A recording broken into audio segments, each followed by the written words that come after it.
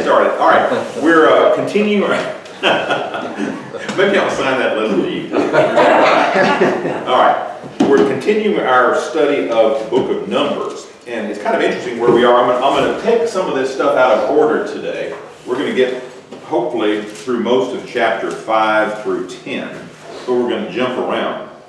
Let's back up a little bit. Remember, in the book of Exodus, we got the children of Israel out of Egypt. They're in the wilderness, and while they're in the wilderness, God gives them the plans, gives Moses the plans for the tabernacle, all the furniture of the tabernacle, the vestments of the priests, and then they construct it, okay? Then we get to Leviticus, and God gives the children of Israel specific instructions about what is going to happen in the tabernacle, about the various sacrifices. We had the 5 sacrifices. We had the 7 celebrations or the 7 festivals. So the book of Leviticus was very much about worship centered around the tabernacle. Now we get to the book of Numbers, and we're getting into, at least in the first few chapters, about the movement of the tabernacle, and specifically how the children of Israel were to be arranged in their camps around the tabernacle. And last week we spent most of the lesson talking about the place of each one of the tribes and sub-tribes of Israel, as well as what their specific tasks were. In chapters 5 through 10 that we're going to look at today, we're going to talk a little bit more about how God moved them around, and it's very significant, I think, about what's happening in these chapters and how God moves the children of Israel around. We're going to see that God gave them specific details and specific instructions about how they were to move, where they were, or the order of procession, if you will, and the place to where they were going to move, and all the details of it. And I think we can glean a lot from that. But let's review just a little bit from last week. We created for ourselves a nice diagram of how everyone was to be camped around the tabernacle. And we saw very interestingly that the tabernacle was always the very center of the encampment. Remember that? And then we had the Kohathites, the Gershonites, and the Merarites that were situated immediately around it. At the door of the tabernacle was Moses and Aaron. And then they were surrounded by all the remaining of the 12 tribes. We had Judah and Issachar and Zebulun on the east side, etc., on the south, on the west, and on the north side. I thought it was kind of interesting here that we see that the tribe of Judah is protecting the entrance to the tabernacle. You see the symbolism of that? Interesting, I think. All right, and then we gave the numbers of the various groups. So here they are. So then the question is, all right, what do we do next? Well, they were there, and we're going to see, and as you already know, God gave instructions about when they were supposed to move. He gave them a sign about when they were going to move, and then he told them exactly where they were going to go. And then when they got to the place where God reassigned them, if you will, they never knew how long they were going to stay there, but they knew exactly when they were supposed to get up and go, and when they got up, they knew exactly what they were supposed to do because the instructions were given to them very explicitly. So let's review those. We're going to read about specifically and in a summary fashion what the Kohathites did, what the Gershonites did, and what the Merarites did. So Murray, if you'd start reading for us, if you want to, in chapter 4. We're going to read 4 through 15 first. All right. Numbers starting in chapter 4, verses 4 through 15. This is what the Kohathites, this is their job. These guys down here. And remember, Kohath was a son of Levi, and he also happened to be the grandfather of Moses and Aaron. So Kohath is not around here. He probably died in Egypt, but these are his descendants.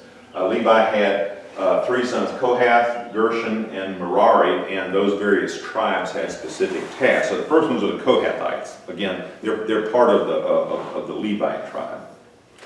This shall be the service of the sons of Kohath in the tabernacle of the congregation about the most holy things.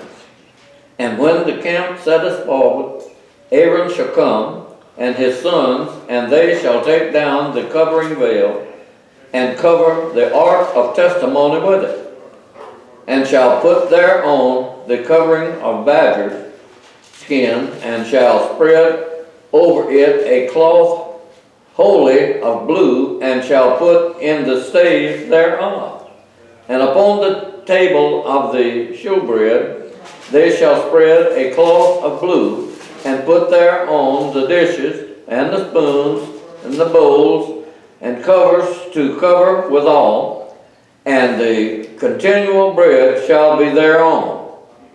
And they shall spread upon them a cloth of scarlet, and cover the same with a covering of badger skin, and shall put in the staves thereof. It says put in the staves, talking about these poles that are stuck through the tables and through the Ark of the Covenant. But read on, Murray. Go ahead.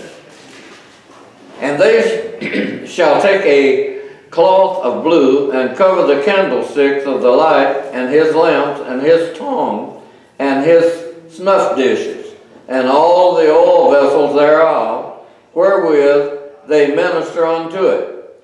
And they shall put it and all the vessels thereof within a covering of badger skin, and shall put it upon a bar. And upon the golden altar they shall spread a cloth of blue, and cover it with a covering of badger skin, and shall put to the staves thereof. And they shall take all the instruments of ministry, and wherewith they minister in the sanctuary, and put them in a cloth of blue, and cover them with a covering of badger skins, and shall put them on a bar. And they shall take away the ashes from the altar, and spread a purple cloth thereon. And they shall put upon it all the vessels thereof, wherewith the ministers about it, even the censers, the flesh hooks, and the shovels, and the basin, all the vessels of the altar, and they shall spread upon it a covering of badger skin, and put to the staves of it. And when Aaron and his sons have made an end of covering the sanctuary, and all the vessels of the sanctuary, as the camp is to set forward, after that the sons of Kohath shall come to bear it. But they shall not touch any holy thing, lest they die. These things are the burden of the sons of Kohath in the tabernacle of the congregation. All right, pause right there. So, when they get the signal, and we're going to read about how they get the signal later on. When they get the signal that it's time to move, what happens first? It says, Aaron and his sons do what? They go in and pack up all of That's the right. instruments that they're... That's right. They're basically the packers, and they're taking the badger skins and the various coverings, and they're covering over the Ark of the Covenant. They're covering over the table of showbread. They're covering over the lampstand. They're covering over the altar of incense. They're covering over all this stuff, and they're wrapping it up. So after they finish up the packing, as you say, then the sons of Kohath come in and they carry it. And we're going to see later on that they couldn't put it into a moving van. They couldn't put it onto a cart. They couldn't put it onto an animal. They had to bear it themselves. And that's why these things, either as Murray read, they had poles over which they would drape certain things, or they would have the poles that they would stick through the eye hooks, if you will, in these various pieces of furniture, and they'd carry them on poles, all of them. But that was the job of the Kohathites. Okay, let's Did read. you mention the fire? You know, the fire that was lit? Remember there was men lost their lives about using what kind of fire? Unclean fire? Strange fire. Strange fire. Yeah, which was unclean fire, of course. And it was supposed to continue to burn. That's what It did. It did. We don't see. There's one point that Murray read where the ashes were dumped before the covering was made. So the question is, did the fire remain burning? Well, I don't know that we know exactly that the fire was there. If it was reignited, I believe it was God's presence that came in and reignited. I don't think it was fire that was originated by any man. Now, it could have been that somebody had the job of keeping the smoldering coals and all of them. I don't ever remember reading about that. But in any event, we know that it was improper to introduce strange fire, particularly to the altar of incense. And the strange fire was what? Some fire that was ignited by something or someone other than God himself. Okay, so next is the duty of the Gershonites. That's in chapter 4. We're going to summarize this, verses 24 through 27. Troy, you want to read there? This is the service of the families of the Gershonites in serving and carrying. They shall carry the curtains of the tabernacle and the tabernacle of meeting with its coverings, the coverings of badger skins that is on it, the screen for the door of the tabernacle of meetings, the screen for the door of the gate of the court, the hangings of the court which are around the tabernacle and altar, and their cords, all the furnishings for their service, and all that is made for these things, so shall they serve. Aaron and his sons shall assign all the service of the sons of Gershonites, all their task and all their service, and you shall appoint to them all their task of their duty. All right, that's that. So we see what the Gershonites did. They're basically handling what Wanda said as the curtains, or the software, so to speak. Okay, next it will be the duty of the Merarites. That's in verses 31 and 32. Joanne, would you read that for us? And this is what they must carry, all their services for the tabernacle of meetings, the boards of the tabernacle, its bars, its pillars, its sockets, and the pillars around the court, with their sockets, pegs, cords, and with all their furnishings and all their service. And ye shall assign to each man by name and the item he must carry. All right, pause right there. So their job was to carry. This was the Merarites. They were carrying. Remember how we talked about the construction? We had the wood planks, if you will, that went around the outside of the tabernacle. Also, all these posts. But remember, there was detailed instructions given about the foundation pieces, if you will, of the tabernacle, and those were those silver blocks that, just visualize in your own mind what a cinder block would look like. You turn on its edge so its holes are up here, but made out of solid silver, a little bit bigger, so that each one of these planks had a little foot that stuck into it, and that kind of held it all together and also formed the base. So they had quite a heavy load to bear there too. Okay, so if we read on, if we look in chapter 7, this tells us a little bit more about the process of moving around. And Warren, would you read in chapter 7 for us, verses 1 through 11? This is where we're going to start skipping around. When Moses finished setting up the tabernacle, he anointed it and consecrated it and all its furnishings. He also anointed and consecrated the altar and all its utensils. Then the leaders of Israel, the heads of families who were the tribal leaders in charge of those who were counted, made offerings. They brought as their gifts before the Lord 6 covered carts and 12 oxen, an ox from each leader and a cart from every 2. These were presented before the tabernacle. So pause right there. So one of the offerings that came was what? 6 covered carts and 12 oxen to go with it. Okay. Verse 4, read on. The Lord said to Moses, accept these from them, that they may be used at the work at the tent of meeting. Give them to the Levites as each man's work requires. So Moses took the carts and oxen and gave them to the Levites. He gave 2 carts and 4 oxen to the Geshurites as their work required, and he gave 4 carts and 8 oxen to the Merarites as their work required. They were all under the direction of Ithamar, the son of Aaron, the priest. But Moses did not give any to the Kohathites. Kohathites? Yeah. Yeah. Because they were to carry on their shoulders the holy things for which they were responsible. When the altar was anointed, the leaders brought their offerings for its dedication and presented them before the altar. For the Lord had said to Moses, each day one leader is to bring his offering for the dedication of the altar.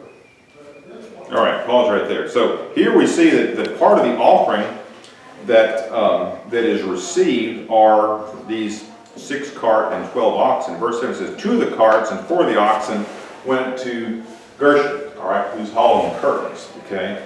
Then it says, and 4 carts and 8 oxen were given to the son of Merari. They really had kind of the heavy lifting. They had all those silver blocks that were the foundation pieces. But Kohath, how many carts did they get? None.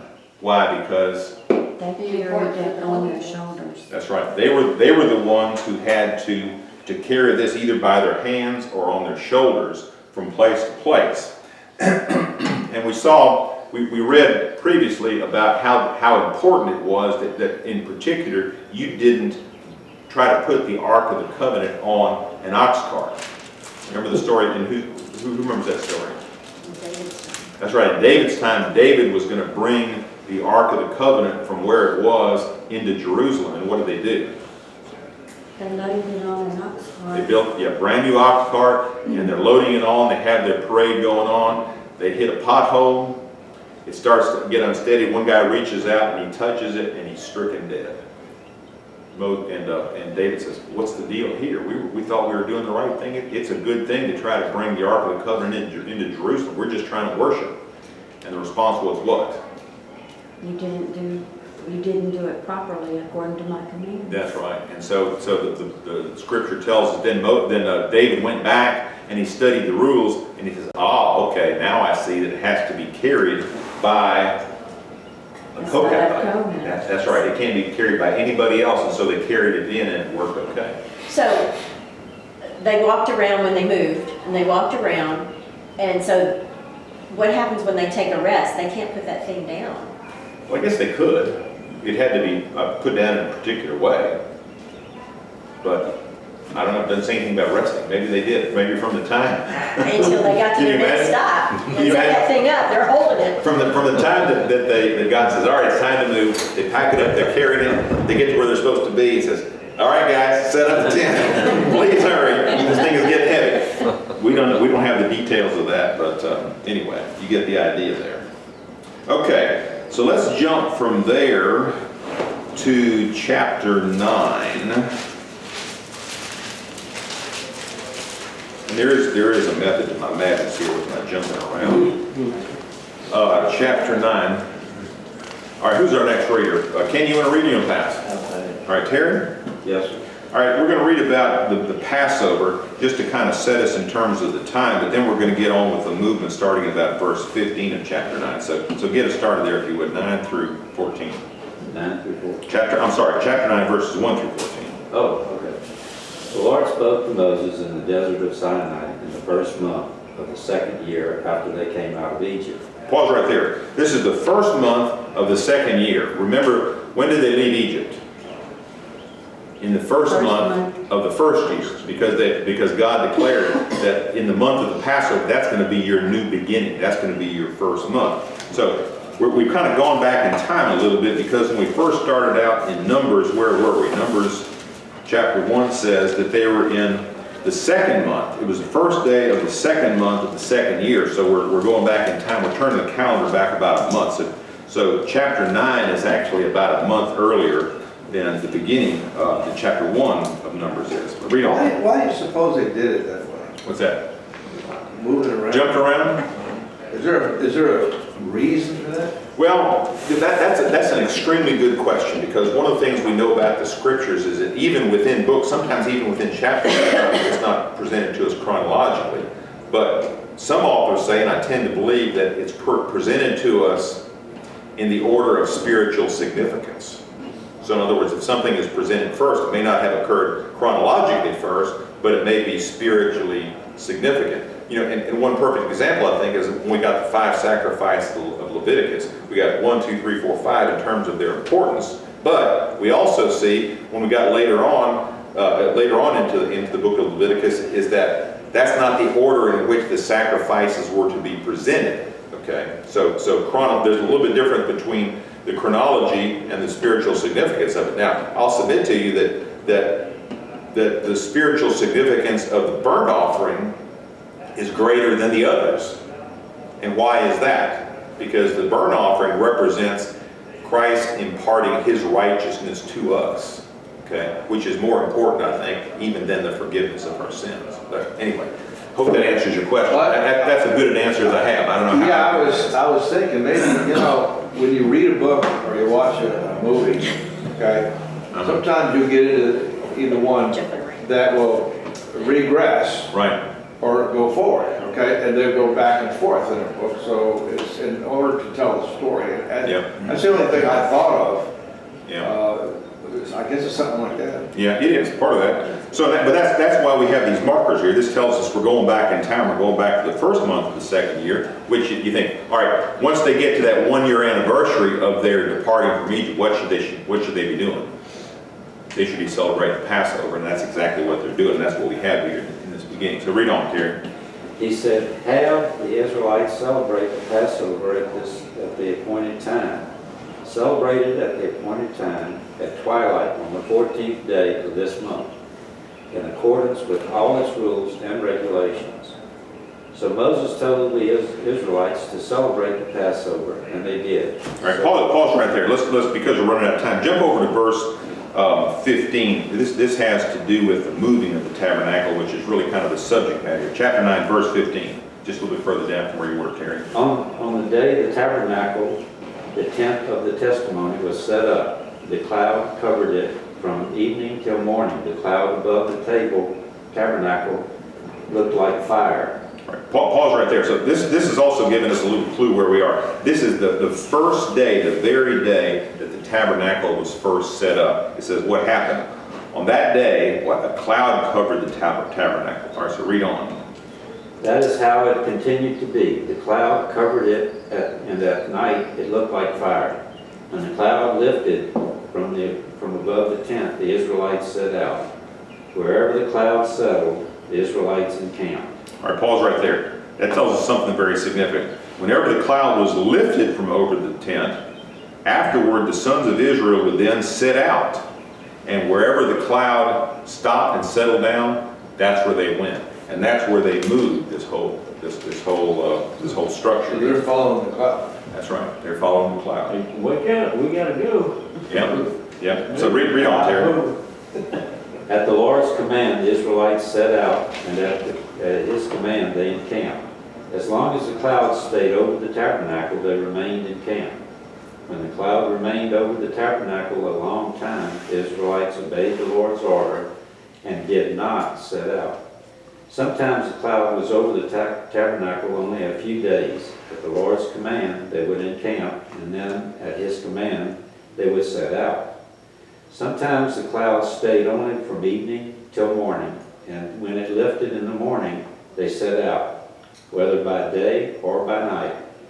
Whenever the cloud lifted, they set out, whether the cloud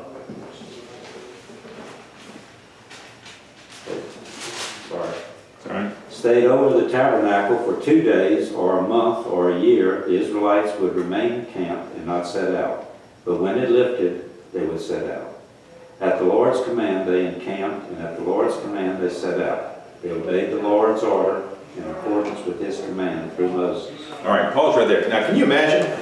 Here it says that sometimes the cloud remained only from evening until morning. And it says in verse 22, whether it was 2 days or a month or a year that the cloud lingered over the tabernacle, that's when they stayed. But when it moved, they were supposed to move. Now, how frustrating do you think it would be that when they moved in, all right, so the cloud lifts, all right, so everybody gets ready, they load up all their stuff, they pack it all up, and then the Lord moves them 200 yards over this way. All right. I can only. And then they say, all right, build a camp. And so they get it all built, and they just catch their breath, they have a coconut smile, and then the cloud lifts again and it moves. They're thinking, you gotta be kidding, we gotta go through this whole thing. That's the female side of the Lord. No, that's it, teaching them obedience. No, it's all about obedience. Doesn't it say, Felicity practice makes perfect? That's kinda like basic training in the army, There you go. That's right. The right way, the wrong way, the army way. Just to do it. But then they have a full field inspection at 3 o'clock in the morning, Why, that's what it sounds like. Yeah. I think the Lord was training these folks. That's exactly right. He was training them to do what? Be obedient. To be obedient, in specifically, but to be obedient in what? Everything. Everything, but specifically, Following him. that's right, follow him. Wherever I want you to go, you go there. And you go there now, and you don't complain. And you say, well, how long am I going to get to stay? Am I going to get a nap? You know, am I going to get, be able to do a bunch of stuff? It doesn't really matter. You may stay there from evening until morning. You may stay there 2 days. You may stay there a month. You may stay there a year. You may stay there longer than a year. But however long I tell you to stay there, you stay there. And when I tell you it's time to move, then what? You move. Then move. Doesn't matter how far you're going to move. I wouldn't be surprised if sometimes God moved them, and the distance that he moved them, you could see from one spot to another. It wasn't a long way. And you say, why is that? Well, just to learn that when God says move, you move. And when God says stay, you stay. Because he said so. Because he said so. That's exactly Be right. obedient without question. Exactly right. Now, how does that apply to us today? That's where we bring our children up. Yeah. We should. Because That's I right. said That's right, because I said so. Don't give them an explanation, because I said so. That's the way God taught his people, right?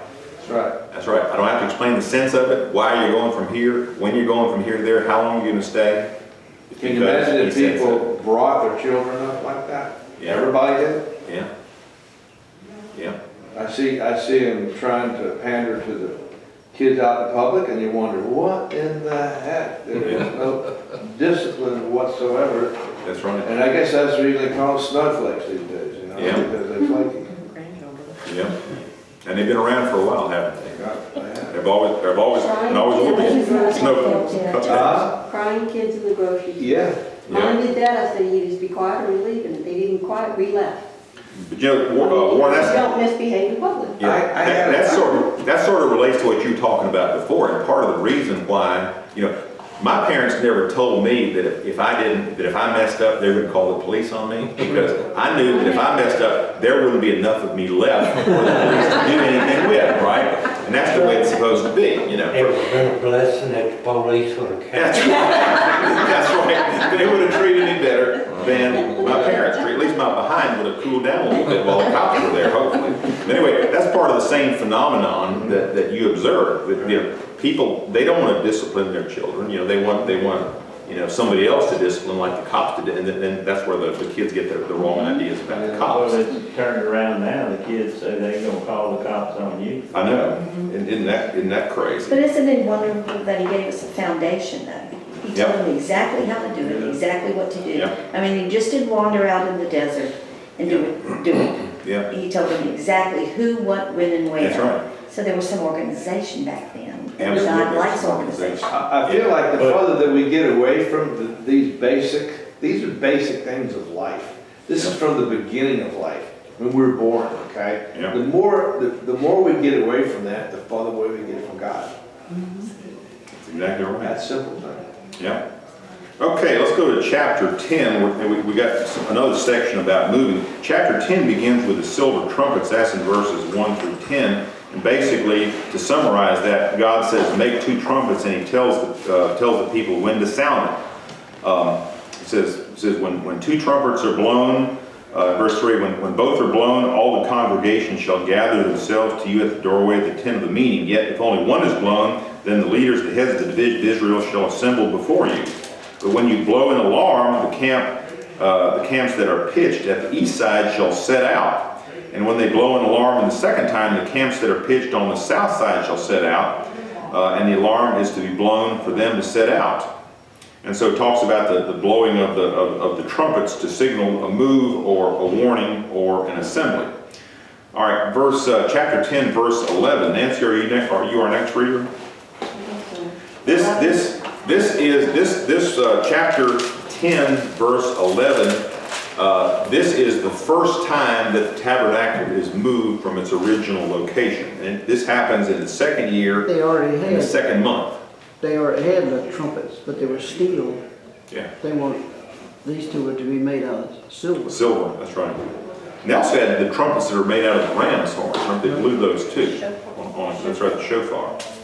But these had a particular purpose. And I think it was to remind people of the importance of the Feast of the Trumpets. But I think it's also a foreshadowing that when we hear the trumpet blow, we know that something good is about to happen. And we need to be prepared for that trumpet to blow. All right, Nancy, would you read in chapter 10, verses 11 down to about 28. In the second year, in the second month, on the 20th day of the month, the cloud lifted from over the tabernacle of the covenant. Then the Israelites set out by stages from the wilderness of Sinai, and the cloud settled down in the wilderness of Paran. They set out for the first time at the command of the Lord by Moses. The standard of the camp of Judah set out first, company by company, and over the whole company was Nahshon, son of Amminadab. Over the company of the tribe of Issachar was Nathaniel, son of Zuar, and over the company of the tribe of Zebulun was Eliab, son of Helon. Then the tabernacle was taken down, and the Gershonites and the Merarites, who carried the tabernacle, set out. Next the standard of the camp of Reuben set out, company by company, and over the whole company was Elizur, son of Shadir. Over the company of the tribe of Simeon was Shelumiel, son of Zurishaddai, and over the company of the tribe of Gad was Elisaph, son of Deuel. Then the Kohathites who carried the holy things set out, and the tabernacle was set up before their arrival. Next the standard of the Ephraimite camp set out, company by company, and over the whole company was Elishama, son of Ammihud. Over the company of the tribe of Manasseh was Gamaliel, son of Pedahzur, and over the company of the tribe of Benjamin was Abidan, son of Gideoni. Now, you know why I gave you this. I know. You do it great. Spot. Who's next? I pass. You pass? Okay. Kenny, you want to read from there? 25. Where she left off, yeah. Finally is the rear guard for all the units. The divisions of the camp of Dan set out under their standard. Haziel, son of Amashadi, was in command. Pagel, son of Oshran, was over the divisions of the tribe of Asher, and Arahai, son of Enan, was over the division of the tribe of Naphtali. This was the order of march for the Israelites' divisions as they set out. Now Moses said to Hobed, son of Ruel the Midianite, Moses' father-in-law, we are setting out for the place about which the Lord said, I will give it to you. Come with us and we will treat you well, for the Lord has promised good things to Israel. He answered, no, I will not go. I am going back to my own land and my own people. But Moses said, please do not leave us. You know where you should camp in the desert, and you can be our eyes. If you come with us, we will share with you whatever good things the Lord gives us. So they set out from the mountain of the Lord and traveled for 3 days. The ark of the covenant of the Lord went before them during those 3 days to find them a place to rest. The cloud of the Lord was over them by the day when they set out from the camp. Whenever the ark set out, Moses said, rise up, O Lord. May your enemies be scattered. May your foes flee before you. Whenever it came to rest, he said, return, O Lord, to the countless thousands of Israel. Okay, so there we see the process that they went through to move and how often they moved. Again, we don't know exactly how often. We talked about before some specific places that they moved to. I think there were 40 specific movings of the camps were recorded. But again, that tells us when they went from a particular region to another region. The scripture tells us sometimes they move within a day, sometimes within 2 days. So that suggests to me that when they moved within just a day or 2 days, they wouldn't have moved out of that particular region. So there might have been just a lot of jumping around. But again, the idea was they moved whenever God told them to, and they had to be ready to move at any time. And again, how does that apply to us today? We need to be ready. How do we know when to move and when to stay? Exactly. We need to be attentive We need to be attentive. Now, what does that mean for us? Do we have to, pack up everything, sell our house, move from this place to the next? Maybe.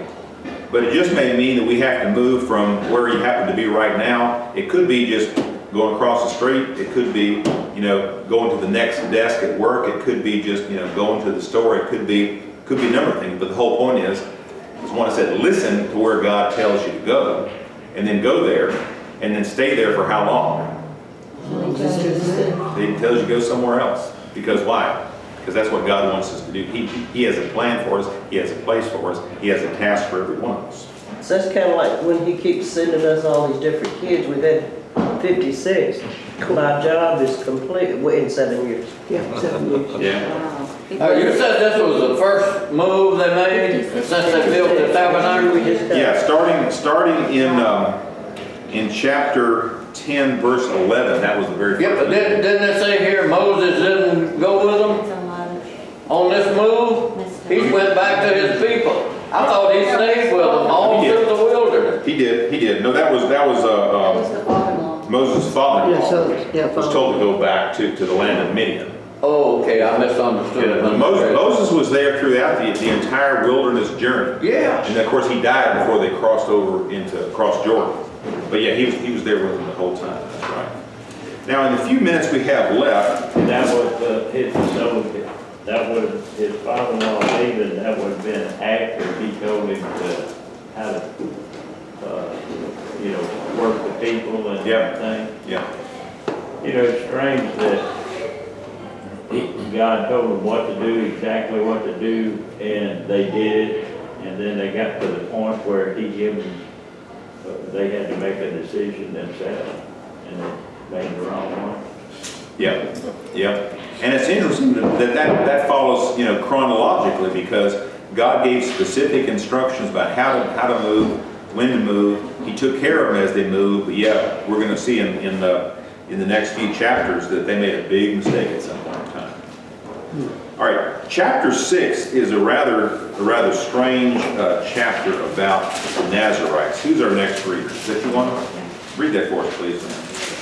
The Lord said to Moses, "Speak to the Israelites and say to them, if a man or woman wants to make a special vow, a vow of separation to the Lord as a Nazarite, he must abstain from wine and other fermented drink, and must not drink vinegar made from wine or from other fermented drink. He must not drink grape juice or eat grapes or raisins. As long as he is a Nazarite, he must not eat anything that comes from the grapevine, not even the seeds or skins. During the entire period of his vow of separation, no razor may be used on his head. He must be holy until the period of his separation to the Lord is over. He must let the hair of his head grow long. Throughout the period of his separation to the Lord, he must not go near a dead body. Even if his own father or mother or brother or sister dies, he must not make himself ceremonially unclean on account of them, because the symbol of his separation to God is on his head.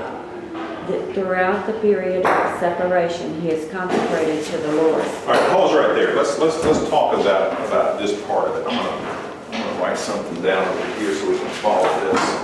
I'm not going to erase this right now because, as I said before, that's going to be on the final exam. Don't want anybody to miss any part of it. All right, so we're going to talk about the Nazarite vow. And it's interesting because the Nazarite vow comes up here. As we work our way through the scriptures, how many Nazarites do you remember being mentioned? Or maybe you have a footnote in your Bible. I remember two specifically. Samson? Okay, who were they? Well, and his parents. John the Baptist. Oh, very good. Samson was one, yes. Okay, Nazarite. Nazarite. Okay, Nazarite. Now, that is not the same as Nazarene. No. What's a Nazarene? Someone from Nazareth. Yeah. Jesus was referred to as a Nazarene, which is kind of a misnomer. It's interesting because Jesus really wasn't from Nazareth, was he? Everybody believed that he was. But that's sort of a metaphor for his life. Everybody who encountered him thought he was a man, but he really wasn't. He was really God. Everybody thought that he was from Nazareth, but he really wasn't. He was from Bethlehem. Everybody thought that he was from earth, but actually he was from heaven. So it's kind of sort of the mystery of it. But they watched him grow up as a child, Yeah. and then start working as a carpenter and working, doing other things, so they took him as being a man. Yeah.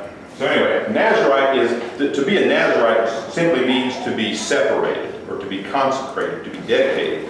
But the separation wasn't a separation of removal from the camp or removal from the population. It was a separation in terms of dedication to God. There are several Nazarites mentioned. I heard the name of some of them. One in the New Testament was John the Baptist, right?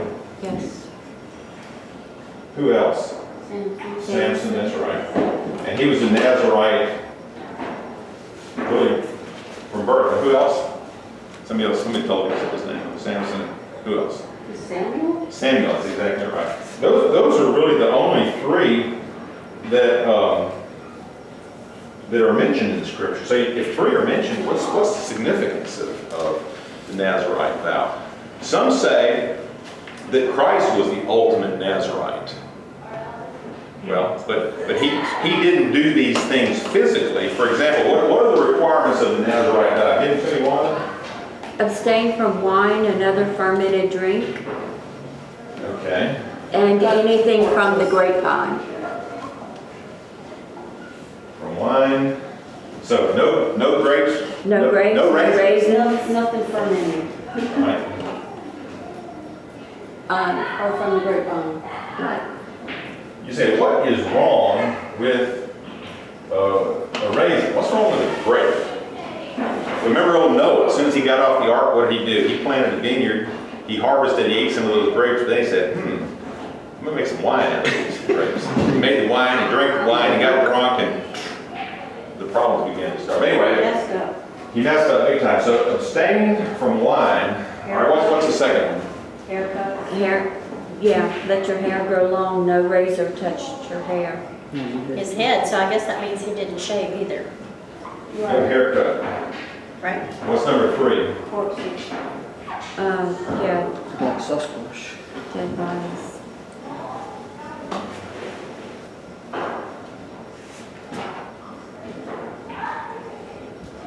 And the whole purpose of the Nazarite vow was to what? What does it say in the very beginning there? Consecration or separation. Yeah. Vow of If separation you make to the a Lord. special vow, the word that's used there, special vow, it's a vow that you want something wonderful to happen. So you ask God for something and then you make a vow. The idea of this vow, the Nazarite vow, is to be totally consecrated to God. Now, we talk about Jesus was the ultimate Nazarite. Well, did Jesus have contact with the dead? Yes, Yeah, he did. raised several from the dead. Did he abstain from wine?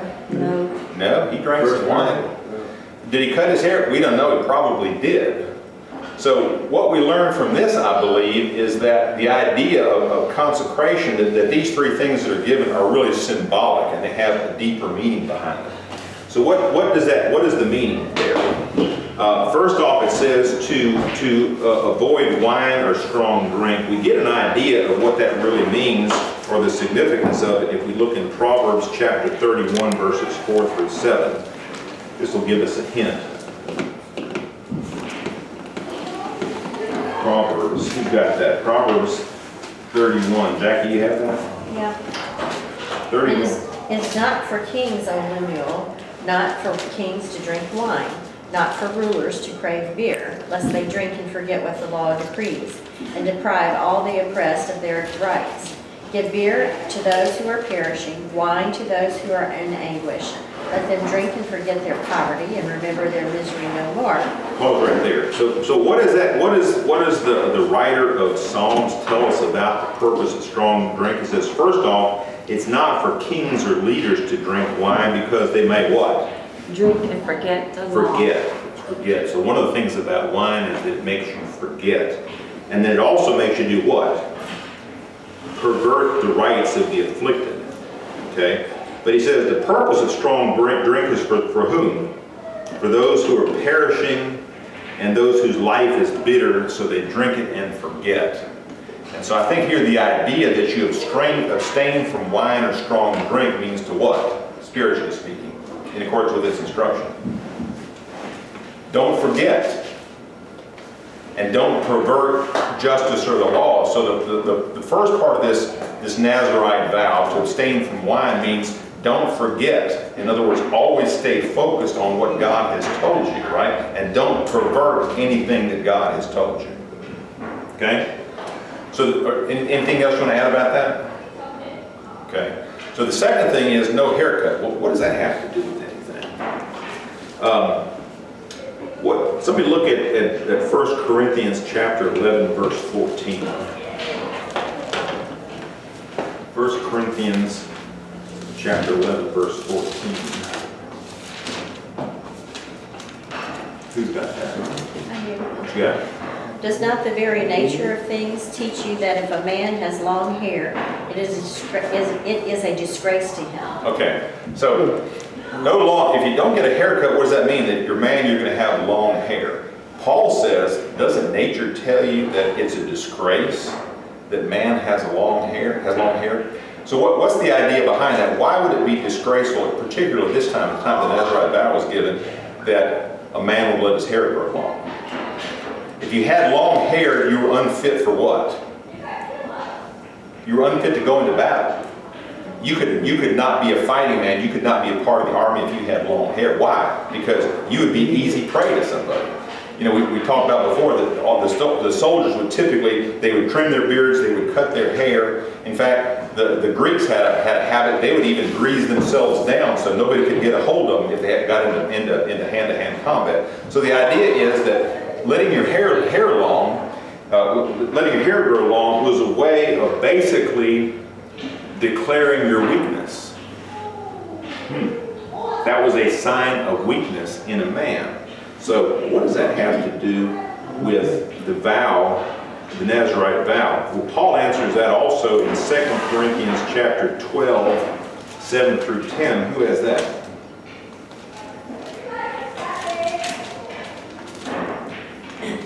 You got it? Go, Yeah, I do have it. Go ahead, read it. To keep me from becoming conceited because of these, because of these surpassingly great revelations. They are given to me a thorn in my flesh, a messenger of Satan to torment me. 3 times I pleaded for the Lord to take it away from me, but he said to me, my grace is sufficient for you, for my power is made perfect in your weakness. My power is made perfect in your weakness. Read on. Therefore I will boast all the more gladly about my weaknesses, so that Christ's power may rest on me.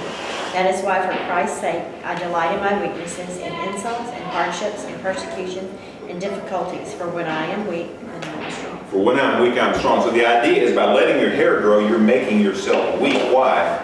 So God's power will be within me. It's sort of the whole idea. Paul explained to us what true circumcision was. He says, we are the true circumcision who worship in the Spirit of God and glory in Christ Jesus and put no confidence in the flesh. The idea is don't put any confidence in your flesh, because when you are weak, then God's strength will fill you. And then the final thing, no contact with the dead. What does that have to do with it? What does death represent? Separation from God. Well, but is death for humans is a manifestation of what? Why do people die in the first place? Sin. That's right. The only reason that people die is because of sin. So the Nazirite has said, don't have any contact with death, which is a way of saying don't have any contact with sin. And it's also saying don't be around dead people, because don't grieve because of death, right? And so if we get this, if we get what the vow of the Nazirite was really about, we see that really Christ was all about being the spiritual Nazirite. And it's also about what we should do. If we want to be fully consecrated to God, which we should all want, then what? We should abstain from wine in the sense that we should not do anything that would make us forget what? Forget about who God is and what he does. And we should never pervert any of his laws. The idea of no haircut, physically you don't have to have a hair, don't have to let your hair grow long, but the idea is we should be placing no confidence in our flesh. Why? Because we should recognize that God will be our strength. He will provide the strength. When we are weak, he will make us strong. And then finally, we should not be, we should keep ourselves separate from death, which is the manifestation of sin. Okay.